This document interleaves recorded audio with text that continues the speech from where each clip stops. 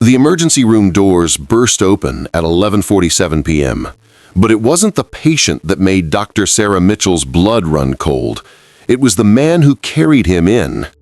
6 feet of controlled fury in a $1,000 suit now splattered with blood, his dark eyes scanning the room like a predator assessing threats. Behind him, 4 men in tactical gear formed a protective wall, their jackets unable to fully conceal the weapons beneath. This wasn't how normal people brought their children to the hospital. This was how someone who owned half of Chicago moved through the world, and Sarah had just stepped directly into his path. But we're getting ahead of ourselves, because the real story began 3 hours earlier, in a Target parking lot on the south side, when Sarah Mitchell made a choice that would shatter every carefully constructed wall she'd built around her quiet, predictable life. Sarah's shift at Northwestern Memorial had been crushing. 14 hours of trauma cases, 3 cardiac arrests, and 1 devastating conversation with parents whose daughter hadn't survived the car accident. Her scrubs carried the weight of the day, coffee stains, antiseptic smell, and the invisible burden of lives that slipped through her fingers despite everything she'd done. At 32, she'd learned to compartmentalize, to lock away the grief in a mental box she'd open later, alone in her apartment with a glass of wine and the silent judgment of her medical degree hanging on the wall. She just wanted to grab milk and cereal, go home, and not think about death for a few hours. The parking lot was nearly empty. That should have been her first warning. Chicago in September meant the stores were packed until midnight, people desperately clinging to the last warm evenings before winter's brutal assault. But tonight, the fluorescent lights buzzed over rows of empty spaces, and something about the silence made Sarah's instincts scream. That's when she heard it. A child's cry, sharp and terrified, cutting through the humid air like a knife. Every logical bone in her body said to keep walking, to get in her Honda Civic, lock the doors, and call 911 like a sensible person. She'd seen enough gunshot wounds in the ER to know what happened to Good Samaritans in the wrong place at the wrong time. Chicago's South Side didn't reward heroism. It punished it. But Sarah's feet were already moving before her brain finished the argument. Behind a cargo van, she found them. A boy, maybe 7 or 8 years old, struggling against 2 men who were trying to force him into the vehicle. One man had his hand clamped over the child's mouth. The other was zip-tying his wrists with the casual efficiency of someone who'd done this before. The boy's eyes locked onto Sarah's, and she saw pure terror, the kind of fear that didn't understand why the world had suddenly become a nightmare, the kind that would haunt her forever if she walked away. Stop. The word came out stronger than Sarah felt, her voice carrying the authority of someone used to commanding emergency rooms. Get away from him, now. The men froze, startled that someone had actually intervened. In the 3 seconds before they recovered, Sarah's mind cataloged details with clinical precision. The boy was Asian, probably Korean based on his features. Expensive clothes, designer sneakers that cost more than her monthly car payment. His kidnappers were white, mid-30s, with the kind of hardened faces that came from lives measured in prison sentences and probation violations. Lady, walk away. The taller one released the boy's mouth, his hand moving toward his waistband where Sarah caught the glint of metal. This doesn't concern you. Every survival instinct Sarah possessed screamed at her to run. Instead, she pulled out her phone, thumb hovering over 911. I'm a doctor at Northwestern Memorial. I've already texted security your location. Police are on their way. The lie came smooth and confident, belied only by the tremor in her hands. You're bluffing. But his eyes flicked to the parking lot entrance, calculating odds. Try me. Sarah stepped closer, positioning herself between the men and the boy. The boy's breathing was rapid and shallow behind her. Panic attack symptoms. She needed to get him calm, get him safe. Kid, can you run? The boy nodded against her back. Then run, straight into the store. Don't stop until you find someone in a red vest. Tell them to call 911. Tell them Sarah Mitchell sent you. Run, now. The young boy hesitated for 1 heartbeat, 2. Then his small hand squeezed Sarah's arm, a wordless thank you, and he bolted. The taller kidnapper lunged forward, but Sarah moved without thinking, her body becoming an obstacle. He slammed into her, and they both went down hard onto the asphalt. Pain exploded through her shoulder. The gun clattered away. Somewhere in the chaos, she heard the second man curse and chase after the boy. Her attacker's hands wrapped around her throat, and Sarah realized with crystal clarity that she was about to die in a Target parking lot over a child she didn't even know. Then the world exploded with the sound of screeching tires and shouted commands. "Get away from her!" The voice was cold, controlled, and absolutely lethal. "3 seconds to comply, or I paint this parking lot with your brain." The pressure on Sarah's throat vanished. She gasped, rolling onto her side, her vision swimming with spots. Through her blurred sight, she saw a man in Carchol's suit standing 10 feet away, a handgun pointed with unwavering steadiness at her attacker. Behind him, 4 men in tactical gear had materialized like shadows, their weapons trained on the kidnappers with military precision. The man in the suit was devastating. Sharp features, dark hair perfectly styled despite the chaos, and eyes that held the kind of coldness that came from making life-and-death decisions without flinching. He looked like he'd stepped out of a boardroom, except boardroom executives didn't move with that predatory grace or hold guns like they were extensions of their own hands. "Daniel," the man spoke without taking his eyes off the kidnappers. "Secure them. I want them alive for questioning." Then he finally looked at Sarah, and something in his expression shifted. "Are you hurt?" Sarah's medical training kicked in through the shock. She assessed herself. Bruised throat, possible shoulder separation, minor abrasions, nothing life-threatening. "I'm fine. Where's the boy?" "Safe. One of my men got him inside." He took a step closer, extending his hand to help her up. His grip was warm, surprisingly gentle for someone who just threatened to paint the parking lot with someone's brain. "You were incredibly brave and incredibly stupid."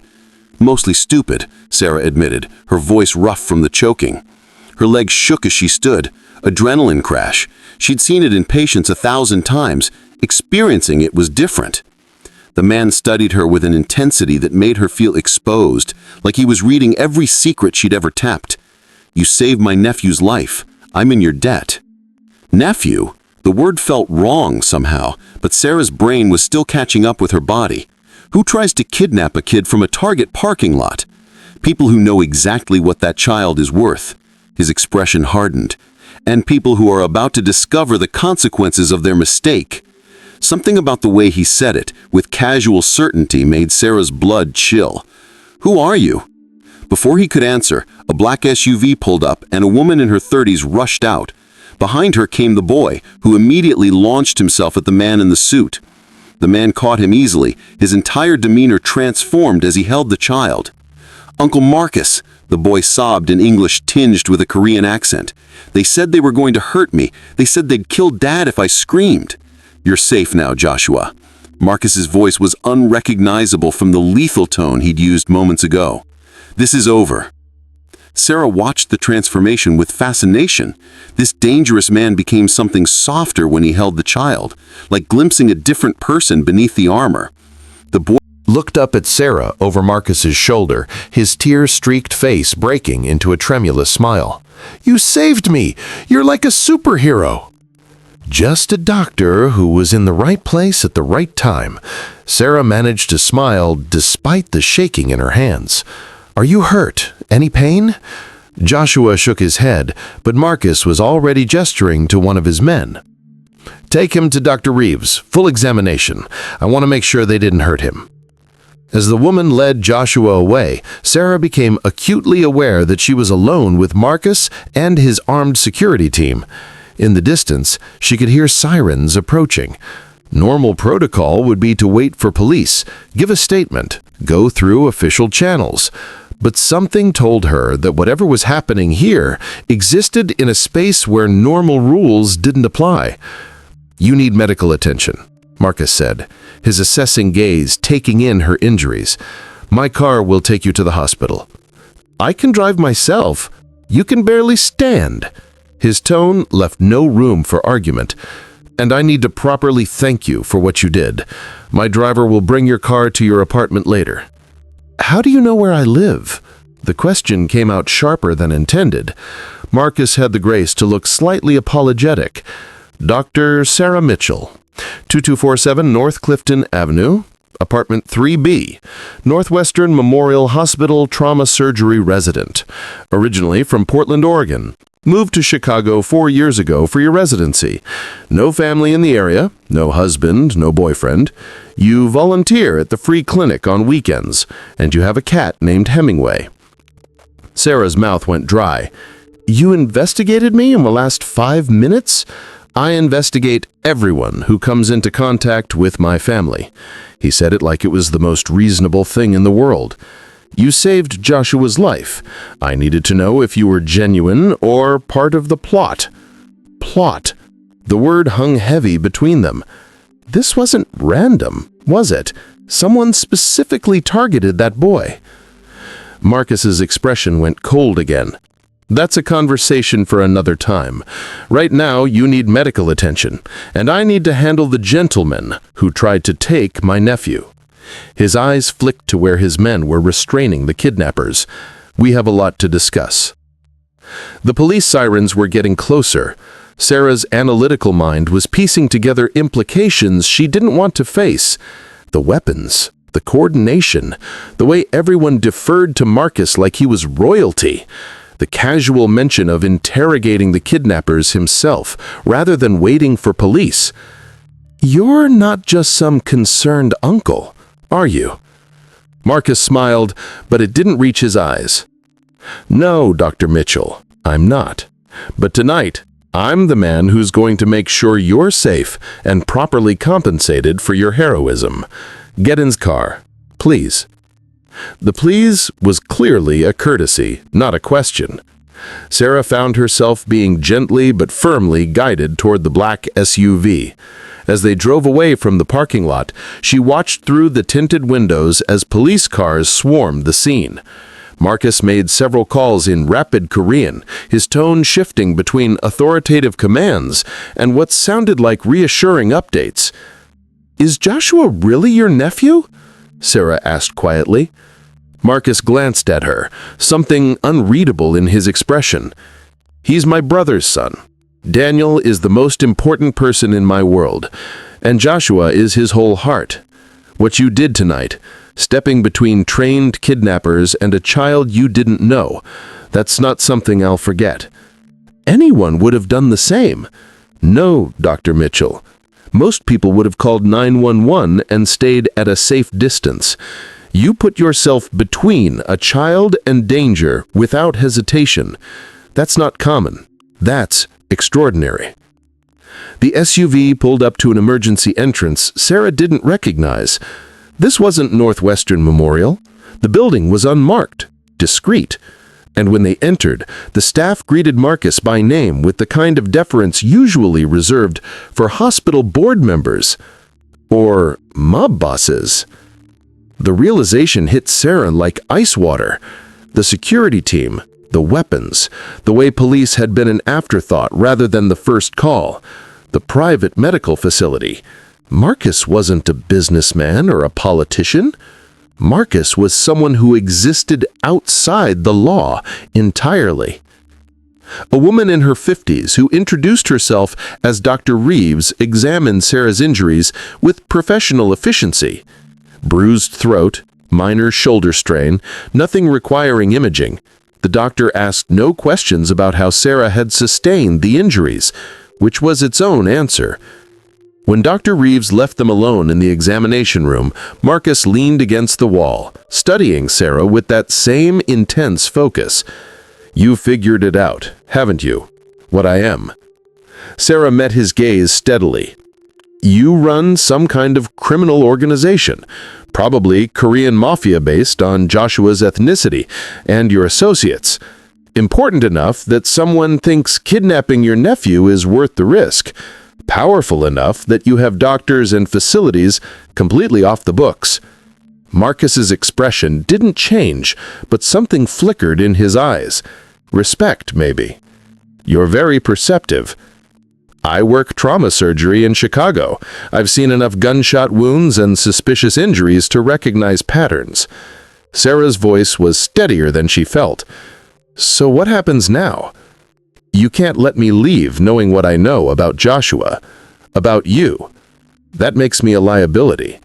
You're not a liability, Dr. Mitchell. You're someone who saved a child's life at great personal risk. That buys you considerable goodwill in my world." Marcus pushed off the wall, moving closer. "Here's what happens now. You go home. You sleep. Tomorrow, a deposit will appear in your bank account. Compensation for your trouble and your medical expenses tonight. I don't want your money. Then consider it a gift, non-negotiable." He was close enough now that Sarah could smell his cologne, something expensive and subtle. "You'll also have protection assigned to you for the next few weeks. Discreet, but present. Just until we're certain the people behind tonight's attempt aren't interested in silencing witnesses." The casual mention of murder attempts made Sarah's stomach twist. "I should go to the police. Tell them everything." "You could," Marcus agreed, "and they'd take your statement, file a report, and absolutely nothing would change except you'd made yourself a visible target. The people who tried to take Joshua tonight have resources. They have connections in law enforcement, in government, in places you can't imagine.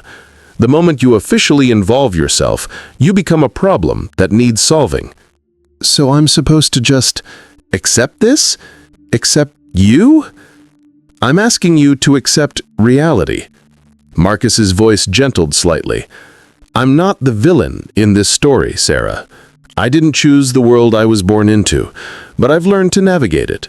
And right now, the safest place for you is under my protection."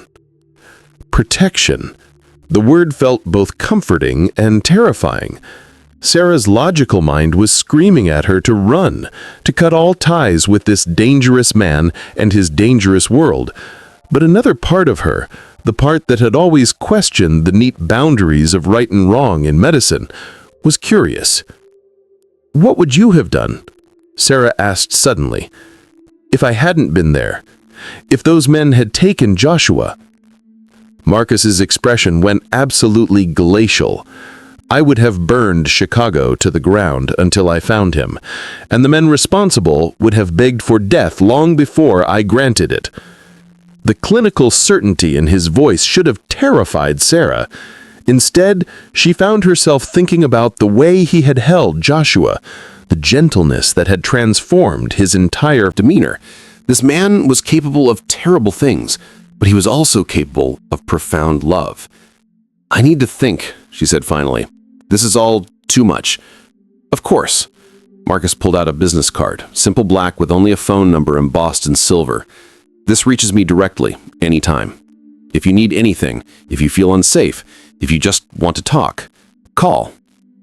Sarah took the card, her fingers brushing his. The contact sent an unexpected jolt through her.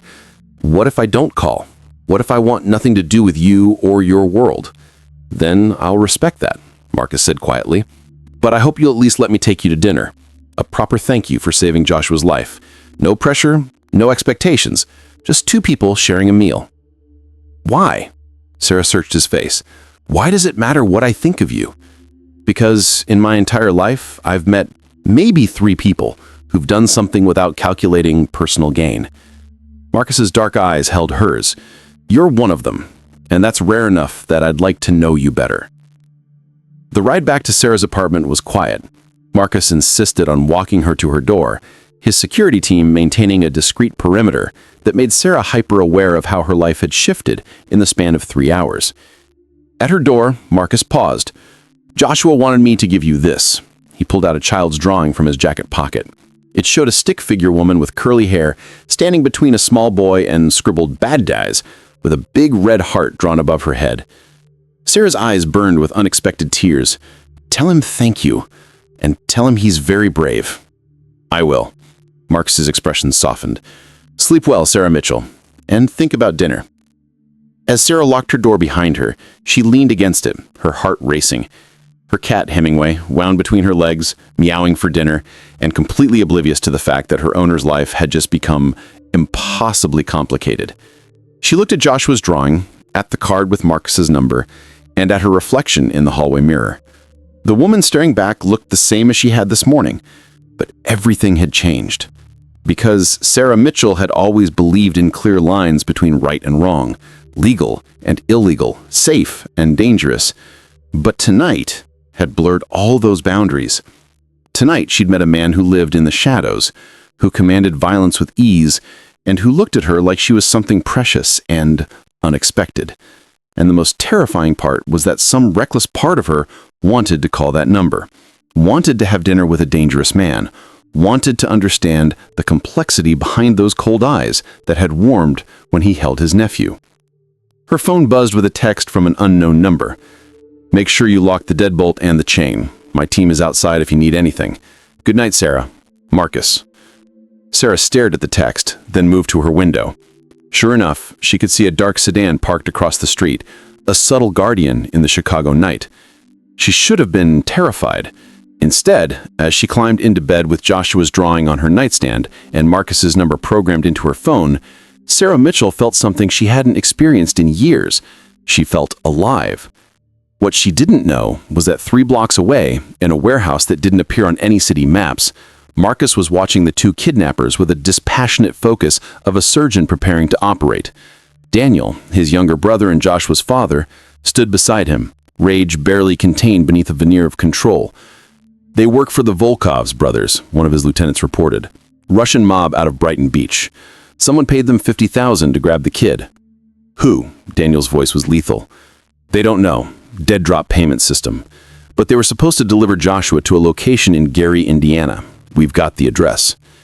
Marcus's jaw tightened. The Volkovs had been pushing into his territory for months, testing boundaries, seeing how far they could provoke before he responded. Taking Joshua crossed every line that existed in their world. Children were off limits. Always. "Send a message to Alexei Volkov," Marcus said quietly. "Tell him I'm willing to discuss his grievances. Schedule a meeting for Friday night at the usual place."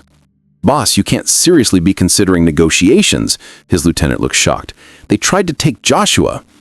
"I'm not negotiating." Marcus's smile was cold and deadly.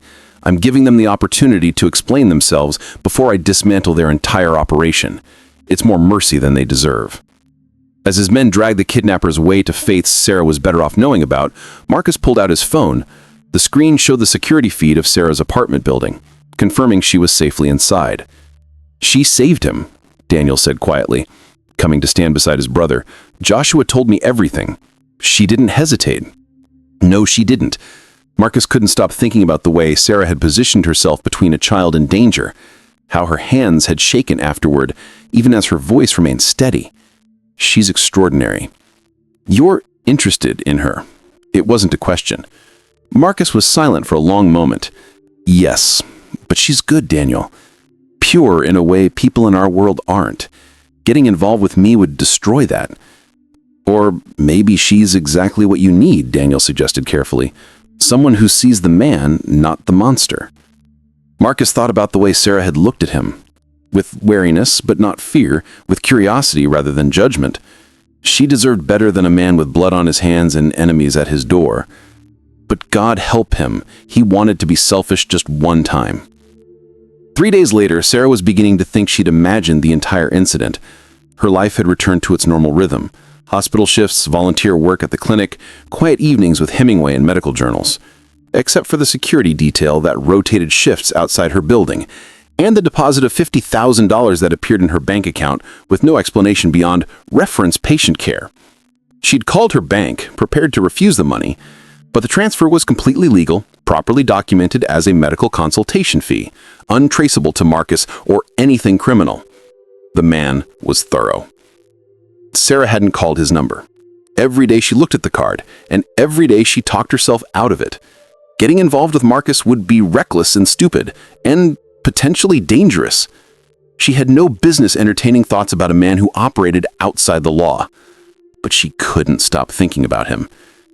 On Thursday evening, as Sarah was leaving her volunteer shift at the Southside Free Clinic, she found a little boy waiting by her car. Joshua stood there with the same woman who'd picked him up at Target, his face lighting up when he saw her. "Dr. Sarah!" He rushed forward, and Sarah found herself kneeling to his level, checking him over with professional concern. "Are you okay? Nothing hurts?" "I'm fine." Joshua's smile was bright and innocent. "Uncle Marcus didn't want to bother you, but I asked if I could see you, to say thank you properly." The woman, who introduced herself as Jennifer, Joshua's nanny, smiled apologetically. I hope this isn't too intrusive. Joshua has been asking about you constantly. He wanted to give you something." Joshua held out a small package wrapped in tissue paper. Inside was a delicate bracelet, silver, with a single charm, a tiny angel. "In our family," Joshua said seriously, "angels are very important. They protect people. You're my angel." Sarah's eyes burned. "Oh, sweetheart, this is beautiful, but you didn't have to get me anything. Uncle Marcus helped me pick it." Joshua's excitement was contagious. "He said angels should have something to remind them they're special." Did he? Sarah's fingers traced the charm, imagining Marcus in a jewelry store helping his nephew select a gift. The image didn't fit with the dangerous man who'd held a gun so casually. "He also said to give you this." Joshua handed over an envelope. His handwriting was neat for a 7-year-old, carefully formed letters that spelled out Dr. Sarah's invitation. Inside was a card, and Marcus's handwriting was elegant, controlled. Saturday evening, 7 p.m. The address of an Italian restaurant Sarah recognized as one of Chicago's most exclusive. Below that, "Bring Joshua's drawing. I'd like to see it hanging somewhere more permanent than your refrigerator." So he knew she'd kept the drawing. Of course he did. "Will you come?" Joshua asked, his eyes hopeful. "Uncle Marcus made me promise not to pressure you, but I really want you to come. You can meet my dad. He wants to thank you too." Sarah found herself nodding before her logical brain could interfere. "I'll be there." The restaurant was everything Sarah expected. Elegant lighting, soft classical music, and the kind of hushed atmosphere that came with price tags she didn't want to contemplate. The hostess recognized her name immediately and led her through the main dining room to a private area in back. Marcus stood as she entered, and Sarah's breath caught. He wore a navy suit that probably cost more than her monthly rent, his dark hair perfect, his expression warming as he saw her. "Sarah." The way he said her name, with careful attention to each syllable, sent an unexpected shiver through her. "Thank you for coming. You look beautiful." Sarah had agonized over her outfit, finally settling on a simple black dress that was professional but flattering. "Thank you for the invitation, though I'm not sure I should have accepted." "Honesty. I appreciate that." Marcus gestured to the table where Daniel and Joshua waited. "I believe you've met Joshua. This is my brother, Daniel." Daniel was younger than Marcus by a few years, with softer features but the same intensity in his dark eyes. "Dr. Mitchell." His handshake was firm, his English more accented than Marcus's. "I owe you a debt I can never repay. You saved my son's life." "Any parent would do the same for their child," Sarah replied. "How are you handling everything?" "The way you'd expect." Daniel's smile was tight. "I've barely let Joshua out of my sight since Tuesday. It's going to take time before I trust the world again." The evening unfolded with surprising ease. Joshua chattered happily about school, about his friends, about the drawing he'd made for Sarah. Daniel was warm and engaging, asking thoughtful questions about her work at the hospital. And Marcus watched her with an attention that made Sarah hyper-aware of every movement, every word. Over dinner, Joshua's boundless energy began to fade. He ended up curled against Sarah's side, his small body relaxed in a way Daniel noted with surprise. "He doesn't warm up to people this quickly," Daniel murmured. "You must have made quite an impression." "He's easy to love," Sarah said softly, her hand unconsciously stroking Joshua's hair. "Any child who can be that brave after trauma deserves all the support we can give him." "You work with traumatized children often?" Marcus asked. "Too often." Sarah's expression grew somber. "Chicago's pediatric trauma rate is devastating. I see kids who've witnessed violence, experienced abuse, survived situations no child should face. Joshua's resilience is remarkable, but he'll need ongoing support to process what happened." "He's in therapy," Daniel said, "twice a week, but the nightmares are brutal." "That's normal. The body's way of processing fear." Sarah looked at Joshua's sleeping face. "The fact that he feels safe enough to sleep near me, near you, that's actually a positive sign. He's not shutting down entirely." The conversation shifted to lighter topics as they finished dinner.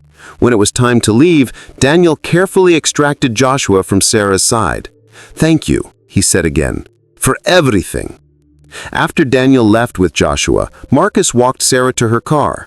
The security detail maintained their discreet distance, and for the first time all evening, they were relatively alone. "Your family is lovely," Sarah said. "Joshua is an incredible kid." "He likes you." Marcus leaned against her car. His body language relaxed in a way she hadn't seen before. Talks about his angel lady constantly. It's been good for him, having someone new to trust. "And what about you?" The question slipped out before Sarah could stop it. "No. I've learned that trust is earned through actions, not words. But you've proven yourself in ways most people never do." "By saving Joshua?" "By being genuine." Marcus stepped closer, and Sarah's pulse quickened. "In my world, everyone wants something. Power, money, protection, access. You're the first person in years who's looked at me and not calculated how I could be useful." "Maybe I'm just better at hiding my calculations." Sarah meant it as a joke, but Marcus's expression turned serious. "No, you're not. That's what makes you dangerous, Sarah Mitchell. You're exactly who you appear to be. Honest, brave, compassionate. It's refreshing and terrifying in equal measure." "Why terrifying?" "Because it makes me want things I have no business wanting." Marcus's voice dropped lower. "Because you make me think about a different kind of life. And that's a dangerous distraction for a man in my position." "Then maybe," Sarah said, surprising herself with her boldness, "you should consider whether the distraction is worth it." Marcus smiled, a genuine expression that transformed his entire face.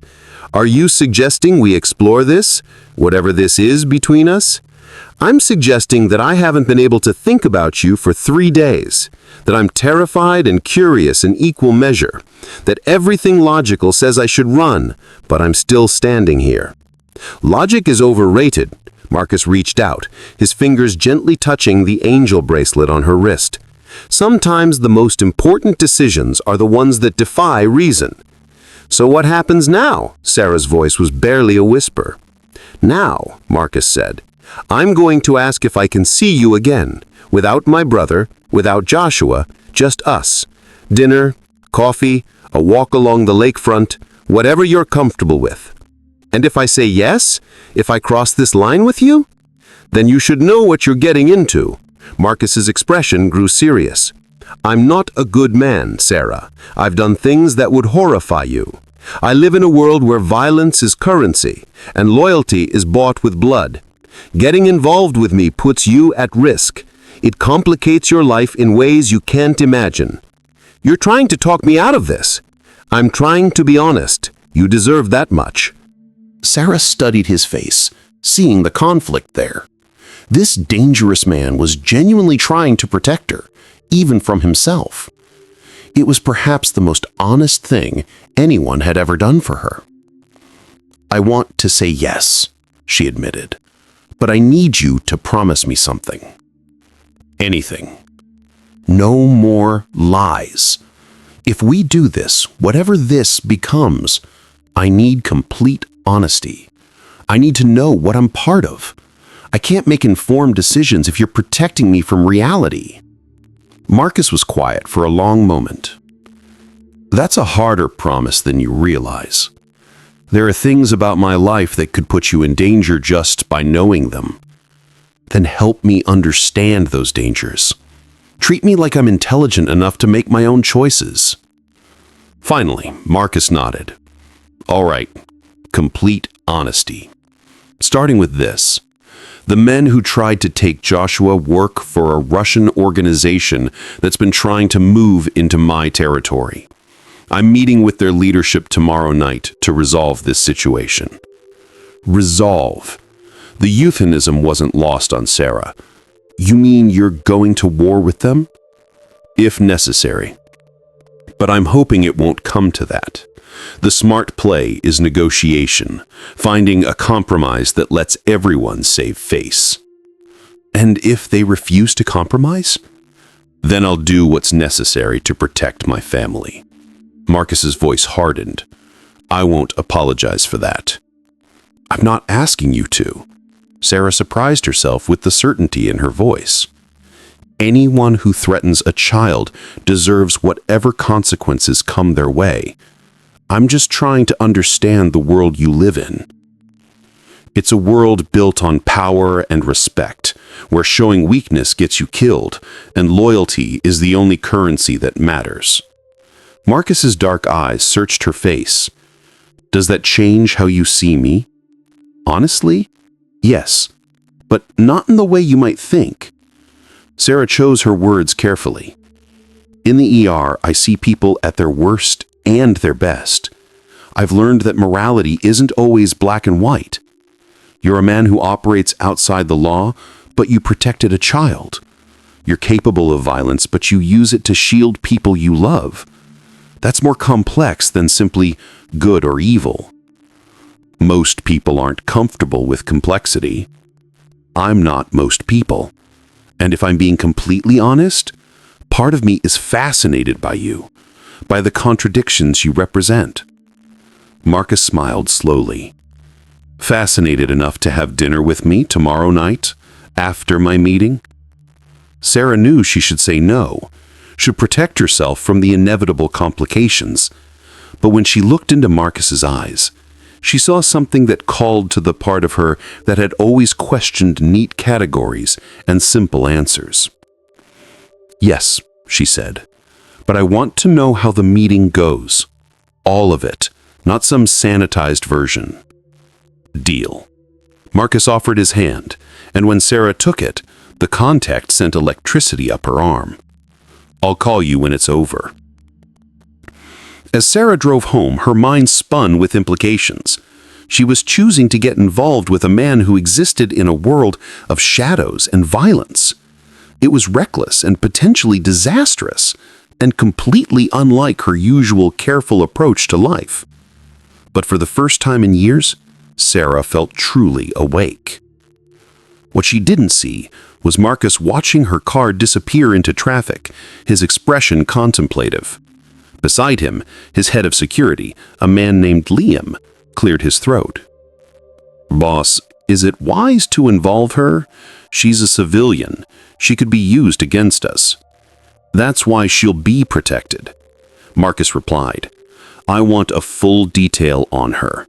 24/7 coverage, multiple teams, rotating schedules. And I want background checks on everyone in her life. Friends, co-workers, the guy who delivers her mail. Everyone. You really care about her? It was a statement, not a question. Marcus didn't answer directly. She saved Joshua's life at great personal risk. That earns her protection regardless of my personal feelings.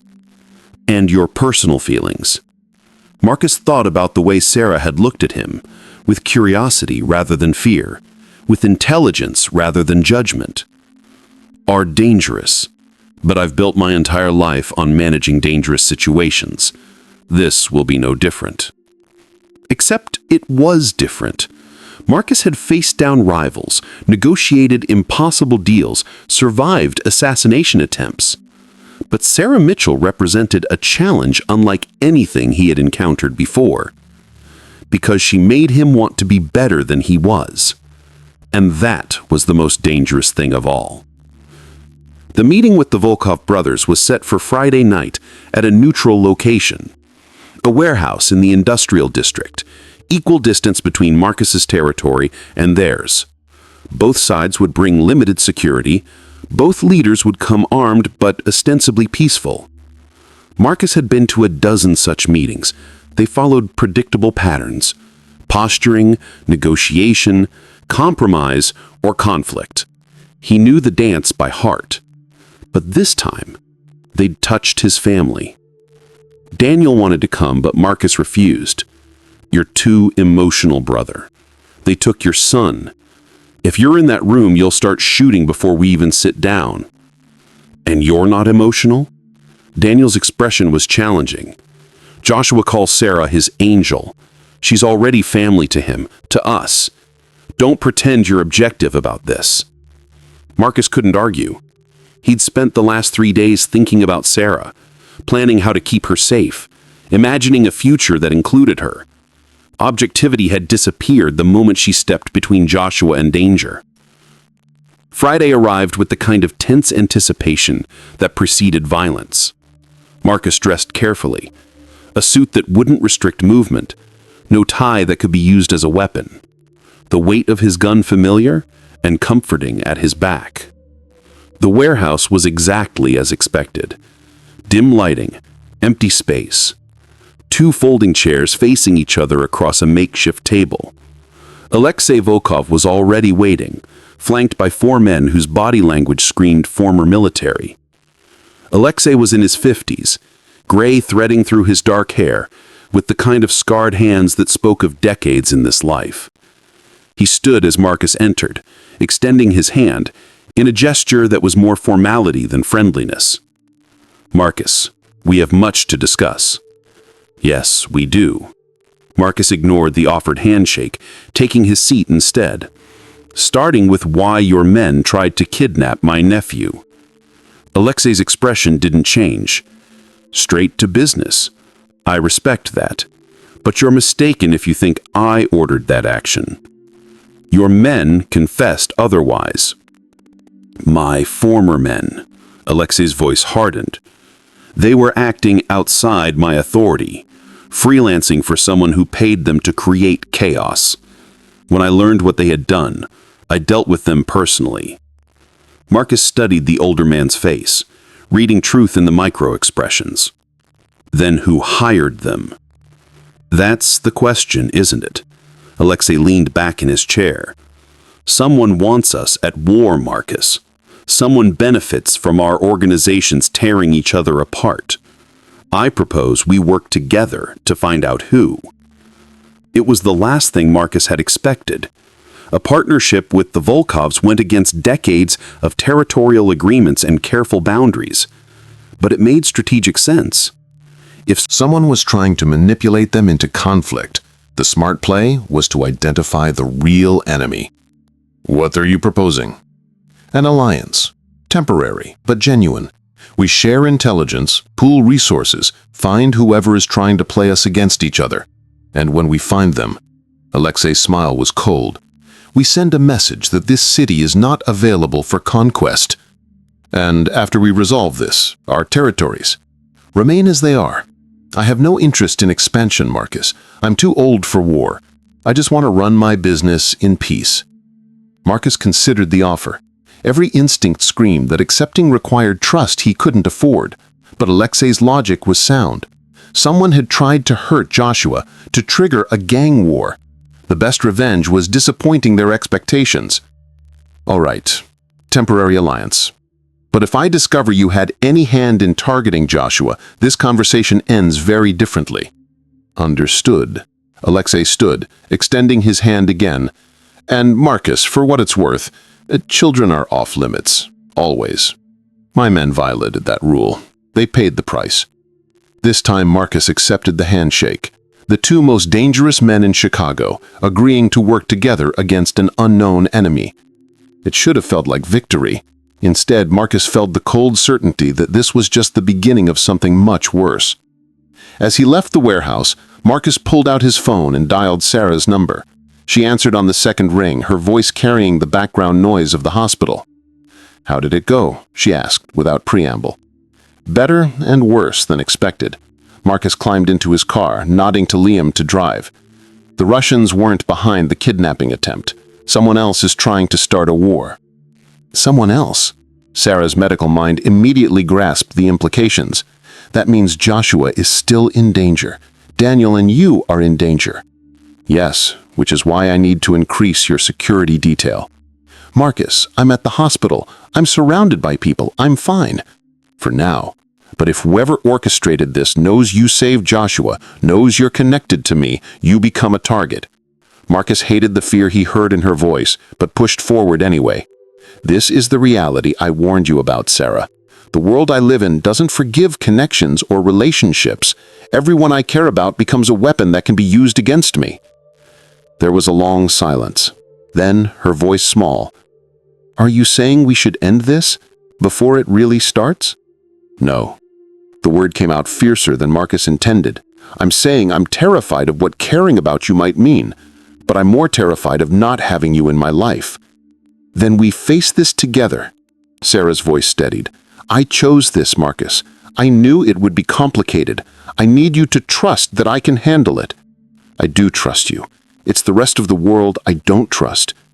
Then teach me. Help me understand how to be safe in your world without giving up who I am. Marcus felt something loosen in his chest. All right. Can you come to my place tomorrow? I want you to meet my security team, learn the protocols, understand the risks. I have a shift until 3. After that, I'm yours. Mine. The possessive certainty in that word should have terrified them both. Instead, it felt like a promise. Tomorrow, then. And Sarah, for what it's worth, you're braver than anyone I've ever met. Or stupider. She laughed softly. Time will tell which. After they hung up, Marcus stared at his phone, thinking about the way Sarah approached danger with open eyes and clear understanding. She wasn't naive about his world. She was choosing it anyway, choosing him anyway, and that made all the difference. Liam cleared his throat from the driver's seat. Boss, we've got something. One of our contacts in the DA's office flagged unusual activity. Someone's been pulling records on your family. Immigration history, business licenses, property ownership, deep background stuff. Who? That's the interesting part. The requests are coming from inside the FBI, Organized Crime Division. Marcus went very still. The FBI investigating him wasn't unusual. They'd been circling for years, looking for evidence they'd never find. But the timing, right after the kidnapping attempt, right when he'd formed an alliance with Alexei, was too coincidental. Someone federal is involved. It looks that way, yes. The implications crashed through Marcus's mind like dominoes. If federal agents were part of whatever was happening, then everyone he cared about was at risk. Sarah especially, with her complete lack of experience in this world, her innocent belief that honesty and good intentions mattered. He needed to tell her, needed to give her one last chance to walk away before this got worse. But as his car pulled up to his penthouse in downtown Chicago, he knew with absolute certainty that it was already too late. Sarah Mitchell had become essential to him in a way that defied logic, and he would protect her with everything he had, even if it meant revealing just how dangerous loving him could be. Because in Marcus's world, love wasn't a weakness. It was the most dangerous weapon of all. And someone was about to learn what happened when you threatened the people he loved. Sarah arrived at Marcus's penthouse the next day with a mixture of trepidation and curiosity. The building was one of Chicago's most exclusive addresses, and the private elevator that required a keycard should have been her first clue about the level of security she was entering. The doors opened directly into his home, and Sarah's breath caught. Floor-to-ceiling windows offered a panoramic view of Lake Michigan and the city skyline. The decor was minimalist sophistication, all clean lines and expensive materials, but there were touches of warmth. Photos of Joshua and Daniel, books in both English and Korean, a child's drawing pinned to the otherwise pristine refrigerator. This was where Marcus lived when he wasn't being the dangerous man this city feared. This was his sanctuary. Welcome. Marcus appeared from a hallway, dressed casually in dark jeans and a fitted black shirt that somehow made him look even more dangerous than the suits. Thank you for coming. Your home is beautiful. Sarah set down her bag, hyper-aware that they were alone for the first time without the buffer of public spaces or family. It suits you. Controlled and isolating. Marcus's smile was self-deprecating. That's what Daniel says. I was going to say elegant and private, but I can see his point too. Marcus gestured to the couch. Can I get you something? Coffee? Wine? Water? Water is fine. Sarah settled onto the leather couch, noting the way Marcus moved through his space with easy confidence. So, you wanted to teach me about security protocols? I did. But first, I need to tell you something that might change your mind about all of this. Marcus sat across from her, his expression serious. We have reason to believe that federal agents are involved in whatever's happening. Someone in the FBI has been investigating my family, pulling records, building a case, or gathering information to sell. The FBI? Marcus, that's serious. If they're investigating you, and I'm connected to you, then you become part of their investigation. Marcus's voice was gentle but firm. They'll look into your life, your finances, your relationships. They'll question whether you're involved in my business or just collateral damage. And if this goes to trial, you could be called as a witness. Against you? Possibly. Or they might try to use you to pressure me into a plea deal. Marcus leaned forward, his dark eyes intense. This is what I meant about danger, Sarah.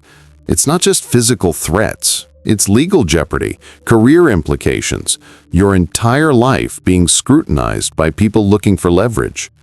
Sarah absorbed this, her analytical mind working through implications. So what you're really asking is whether I'm willing to risk everything. I've built my career, my reputation, my freedom to be with you. Yes, Marcus's jaw tightened. And I'll understand completely if the answer is no. I would never ask you to destroy your life for me. But, Sarah heard the unspoken word, but, selfishly, I hope you'll stay anyway. Because in my entire life, I've never met anyone who makes me want to be better the way you do. Marcus's vulnerability was raw and real. You look at me and see possibility instead of inevitability. And that's worth protecting, even from myself. Sarah was quiet for a long moment, thinking about her life before Marcus. Safe, predictable, bounded by hospital walls and medical ethics. A good life, but not a full one. She'd been going through the motions, checking boxes, following a path laid out by education and expectation. Then she'd met a little boy in a parking lot, and everything had changed. I'm not going anywhere, she said finally. But I need to understand the reality. What does protection look like? What are the actual risks? I can't make informed decisions without information. Relief flooded Marcus's expression. All right, then let me introduce you to the team. Over the next 2 hours, Sarah met the people responsible for Marcus's security. Liam, the head of operations, was ex-military, with the bearing of someone who'd seen combat. He walked Sarah through threat assessment protocols, explained the surveillance systems, and demonstrated the panic buttons that would be installed in her apartment and car. Jennifer, who Sarah had met as Joshua's nanny, turned out to also be a trained close protection specialist with a background in intelligence work. She explained how daily routines would need to adjust, how to spot surveillance, and how to react in various emergency scenarios. It was overwhelming and terrifying, and somehow reassuring. These people were professionals, dedicated to keeping Marcus and his family safe. And now, apparently, that family included Sarah. The most important thing to understand, Liam said as they finished the briefing, is that your normal life doesn't have to completely change. We're not asking you to live in a bunker, but we need you to be aware, to follow protocols, and to trust that we know what we're doing. And if I spot something suspicious, Sarah asked, what's the protocol? You call me immediately. Marcus handed her a phone, different from her regular cell. This connects directly to our security system. It's encrypted, untraceable, and monitored 24/7. Use it for anything related to your safety. This is really happening, Sarah said, staring at the phone. I'm really part of this world now. Only if you choose to be. Marcus's voice was gentle. The phone works whether you're with me or not. Your safety matters regardless of your decision about us. After Liam and Jennifer left, Sarah found herself alone with Marcus again. The sun was setting over the lake, painting the sky in shades of orange and purple, and the beauty of it felt surreal against the gravity of everything she'd just learned. I should be terrified, she said quietly. Everything logical says I should walk away. But you're not walking away. Marcus came to stand beside her at the window. Why? Sarah thought about how to explain the pull she felt toward this man, the way he'd occupied her thoughts for days, the feeling that stepping back now would be losing something essential. Because I've spent my whole life being careful, following rules, making safe choices, building a life that looked good on paper but felt empty. And then I met you, and suddenly I'm making choices that don't make sense on paper, but feel right in every other way. I'm not what I expected, Marcus admitted. When you saved Joshua, I thought you were just another good person in the wrong place at the wrong time. Someone I'd need to protect and then let go. But you're so much more than that. What am I then? You're someone who sees the world in shades of gray instead of black and white. Someone brave enough to step into danger for a stranger's child, and brave enough to stay even when you understand the cost. You look at me and see possibility instead of inevitability. And that's worth protecting, even from myself. And what were you raised to be? A weapon? A legacy? The next generation of a family business built on violence and control? Marcus's voice carried old pain. My father believed that power was the only thing that mattered, that everything else, love, compassion, trust, was weakness waiting to be exploited. But you're not your father. No, I'm not. Because I have Daniel and Joshua. Because I learned that protecting people you love is stronger than any amount of fear you can inspire. Marcus reached out, his fingers gentle on her cheek. And because now I have you, making me question everything I thought I knew about my world. Sarah leaned into his touch, her heart racing. I've never done anything like this before. Been with someone dangerous, chosen risk over safety. Neither have I. Marcus's smile was soft. Been with someone good, someone who makes me want to be worthy of them. They stood there as the sun disappeared below the horizon, Chicago's lights beginning to twinkle across the skyline. And when Marcus finally kissed her, it was with a gentleness that contradicted everything dangerous about him, a promise that, despite the violence in his world, he would never bring it to her. Sarah kissed him back, tasting possibility and danger and something that felt dangerously close to love. And she knew, with absolute certainty, that there was no going back now. She'd stepped into Marcus's world, and whether it destroyed her or transformed her remained to be seen. But she was done being careful, done playing it safe. Sometimes the most important decisions were the ones that defied reason. And loving Marcus, despite everything it cost, despite every risk it carried, felt like the most important decision Sarah had ever made. 3 weeks later, Sarah's life had settled into a new normal that would have seemed impossible a month ago. She split her time between the hospital, her apartment, and Marcus's penthouse. Joshua had taken to calling her Aunt Sarah with Daniel's blessing, and she'd become a regular fixture at family dinners. The security detail had become background noise. She noticed them, appreciated them, but no longer felt hyper-aware of the protection. Liam's team was professional and discreet, and Sarah had learned to trust their expertise. But beneath the surface of family dinners and easy laughter, the danger remained a constant low thrum. One Tuesday afternoon, the encrypted phone Marcus had given her buzzed. It was a single, urgent, coded text from Liam. Package inbound, status red. Sarah's heart jumped, a cold, sharp shock against the warmth of her quiet office. For 3 weeks, the high-level security had been a protective cocoon. Now, the warning was a stark reminder of the predators Marcus's world contained.